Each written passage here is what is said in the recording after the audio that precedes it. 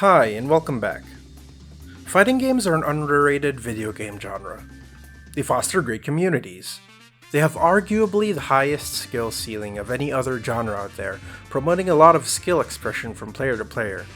And related to that, they're pretty cool to watch. But considering most of you are watching are already part of the FGC, you probably already knew that. However, the FGC does have a glaring problem. They can't seem to retain new players who want to get into fighting games. Getting into fighting games is tough, retaining that interest even more so. Which is why I want to revisit a game that I consider to be an old friend. It's a game that a lot of people have heard of, but not a lot of people take seriously, especially in the FGC space. It's a fighting game, but not in the traditional sense. It's got both rollback and crossplay. And despite its flaws and player base that's low relative to the rest of the video game space, it's got a player retention that beats even the most played traditional FGs. I, of course, am talking about For Honor. For Honor is a 3D action brawler set in an alternate history where knights, Vikings, and samurai fight over contested land amongst themselves. After the game launched in 2017, they've since added more heroes and two new factions, the Wu Lin and the Outlanders, but mechanically it's still Knights vs Vikings vs Samurai. Despite the extra dimension, For Honor is a fighting game through and through. It's got the depth of one. It has frame data, punishes, grabs, spacing, footsies, mix-ups, setups, the whole package.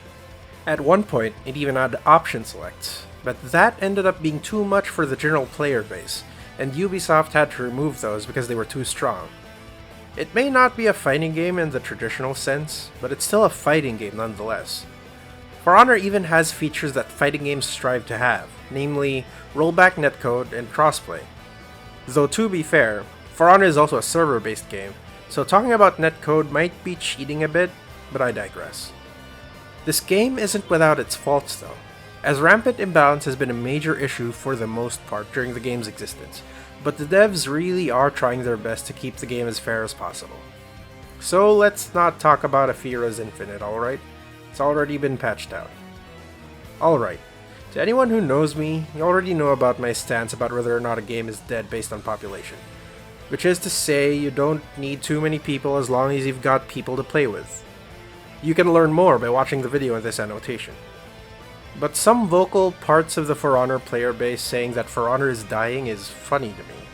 These numbers may not look impressive to the general video game enthusiast, but you have to remember, you don't need a lot of people to get a For Honor lobby going. You need 8 to have a Dominion, Skirmish, or Elimination lobby, you need 4 for Brawl, and you only need 2 for Duels. On top of that, at any given time, For Honor's player base on Steam alone reaches from equal to almost double the amount of Steam's other fighting games. This, on top of crossplay, means at any time you have access to a healthy player base. So how is For Honor keeping a decent player population? For one thing, they have multiple game modes, including a campaign mode. The story isn't anything special. It's mostly there to create a reason for the game's 3 major factions to start fighting each other. There's some cool lore and bosses that you can fight. That, and it's there to flaunt the game's amazing villain, Apollyon.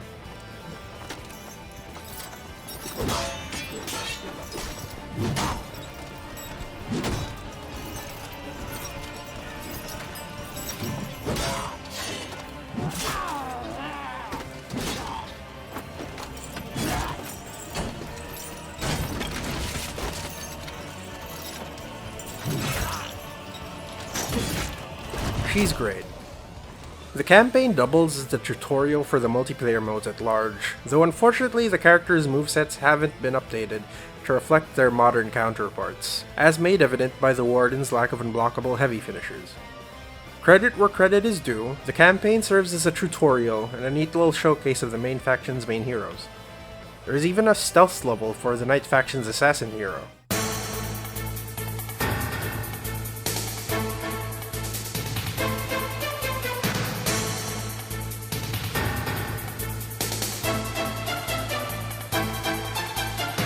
Oh, did I mention the campaign has co-op?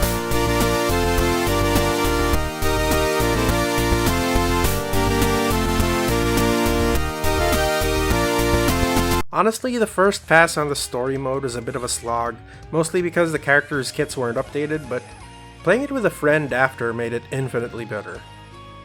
Moving on, we have multiplayer, which is split into multiple modes, but I'll mainly be putting focus on a couple of them since others are not as popular. We have Dominion, which is a 4v4 objective-based mode centered around capturing points and managing a lane of minions, almost like a MOBA. This is by far the most popular game mode, especially for the casual audience, largely due to having teammates to fall back on and getting to use the cast's extended moveset because of feats. It's a fun mode where you get to practice objective and map control and dealing with multiple opponents at the same time. We also have Duels, which is the game mode any FGC member is used to, 1v1. Without traits or feats, you fight your opponent in a 1-3 to see who the better duelist is. On top of all these multiplayer modes, you also have the option to fight against and alongside AI to practice instead of fighting with people, just in case you're uncomfortable playing against players. And speaking of practicing against other players, the game has a training mode. While it's not as complete as a fighting game's training mode, like not having options to record certain moves for the training dummy or setting it to take a hit and block after to see if something's a combo, For Honor does give you options to train against a character's mix-ups. If that wasn't enough, you can try out a character even if you don't own them, or you can face off against them in their usual strategies to fight them better on the field. Being able to lab against characters you don't own has always been a problem for the FGC, but For Honor's taken a step forward in that regard. Another game mode is Arcade Mode, where you get to fight bots with special augments to give yourself a challenge. Unfortunately, I've never played this mode since it's locked behind a paywall, and that's definitely a knock against Ubisoft. Speaking of locked behind paywalls, Battle Passes. While this game has a base price, you're still paying for the game, and adding a Battle Pass on top of that is just scummy. Yes, it's optional, but milking your player base for every penny that they have is never a good look. To sum this all up, For Honor is by no means a perfect game. It's got rollback netcode, with servers, and crossplay, two big things that modern fighting games are striving to have. It's got a robust suite of game modes to suit players of all types, including a fun campaign mode, multiple multiplayer modes, and an arcade mode that drops everything you know about the game for the sake of fun. It's also got a flawed but good training mode, where while it lacks some features other FGs have, it does allow you to use characters you don't own, making it easier to lab with and against those characters.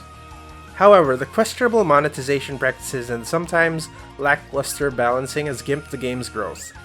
It did grow though, as the game is still chugging on for 6 years and counting, and it's improved significantly since its launch days. So despite the bad, I choose to see the good in the game, and the FGC, especially the developers of upcoming games, should look to what this game does right for features. Thankfully, it seems like a couple of games are innovating on the modern fighting game. Street Fighter 6 seems to be going for a whole new type of campaign mode that's more than just your typical fight into cutscene into fight story mode, including traversal, making your own moveset, and even tag battles. They're also implementing a for fun mode where the rules of the game are thrown out the window for the sake of silly interactions like fighting while dodging bulls. With rollback and crossplay, SF6 is looking to be a very enticing and content-rich entry to the franchise. Riot Games' Project L, actually please give me the real name, I'm really tired of saying Project L, is also looking to revolutionize netplay. Having both rollback and servers will hopefully make for a solid experience for everyone all around. Hopefully this game's monetization will be fair. These two upcoming games are giving me hope that the future of fighting games will be bright.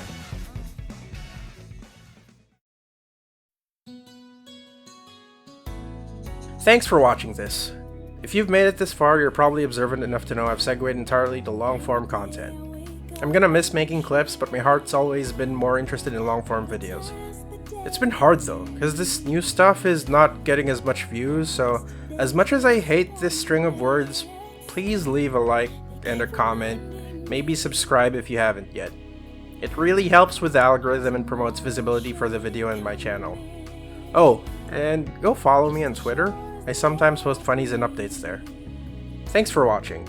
Y'all have a good one.